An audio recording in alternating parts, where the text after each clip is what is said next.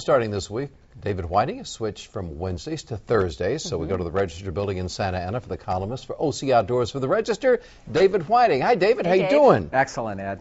What was this memorial that was held for this Garden Grove teacher that was killed about a year ago while cycling?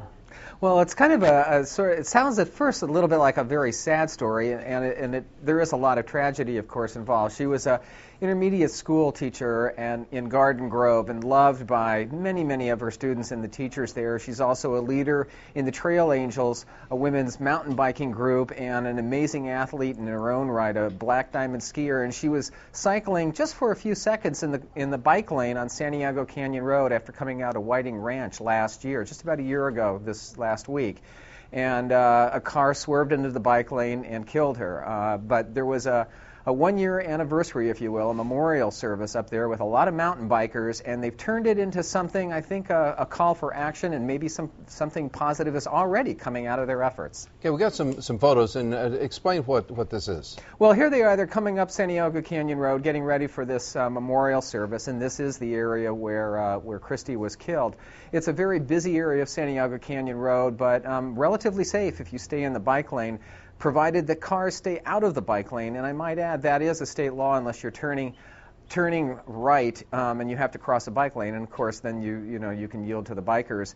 They updated the memorial service that day, and extraordinarily this area was burned to the ground by the fires, but somehow it jumped this memorial, and a lot of the notes, the flowers, the mementos that have been left there for the last 52 weeks still remained.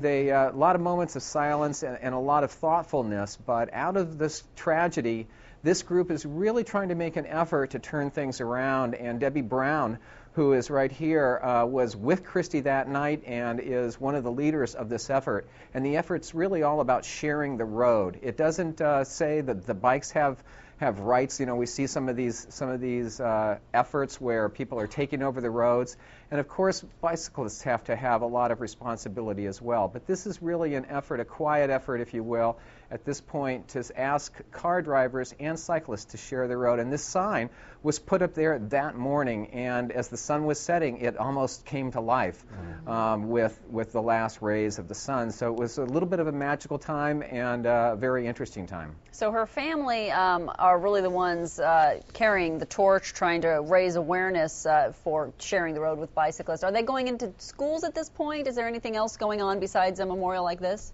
There is a bike ride scheduled for May called the Ride of Silence, and they had a small one last year and hoping for more people this year to take to the road in Irvine and a number of other cities in Orange County, and even spreading that across the world. And there were quite a few countries and cities, surprisingly number, literally thousands of people around the world were riding the bikes to talk about the idea of sharing the road. And again, of course, that's something that needs to be mutually agreed upon by both groups, because if it comes to a tussle between a car and a bike, it's pretty clear who's going to win.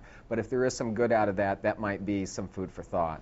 Also, cyclists, what can be done with this? Because let's face it, many times the cyclists are a major part in what happens. What are some suggestions to kind of make them be a little more cautious? Well, that's a really good question, because when I write these kinds of columns, I get a lot of angry drivers saying the cyclists are really making it tough. And there's a lot that cyclists can do. One is stay in the bike lanes. Don't hog the road, even if you're in a big pack of riders.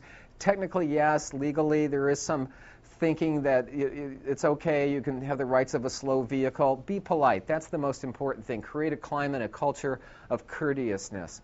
Be visible. If you're riding at night, have lots of flashers, lots of blinkers, but the reality is don't ride at night if you must, and even during the day, wear bright colored clothing. It looks kind of, the cyclists, some people think they look a little weird, we look a little strange out there with those bright spandex, but that's really a safety issue as well.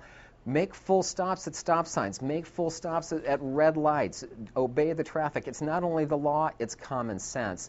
And try to maintain eye contact with drivers when you are making a turn. Let them know. Give them a friendly wave. Let them know you're there. Yeah, David, we appreciate it very much. Thanks for joining us. Thank you. Folks can read a lot more in today's edition of the Orange County Register, the OC Outdoors column. Thanks so much.